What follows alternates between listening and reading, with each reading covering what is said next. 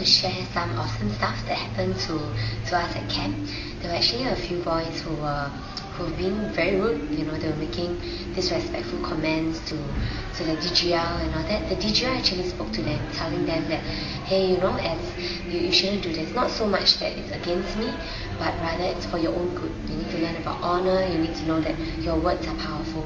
But even after that, the boys continued on. They even made comments that were very rude in front of the whole DG. But amazingly, after the bar mitzvah that all the boys went through, there was a change that happened in them. The boys seems to receive something during the ceremony. And after that, they actually went up to the DGL individually to apologize, to say sorry about what they have done. And they actually, open up their life to share with her about things that they are going through, about their personal life. And it's really amazing because what could not have been done by man's word, to persuade them, the Lord added to them, when manhood was bestowed on them, there was a change.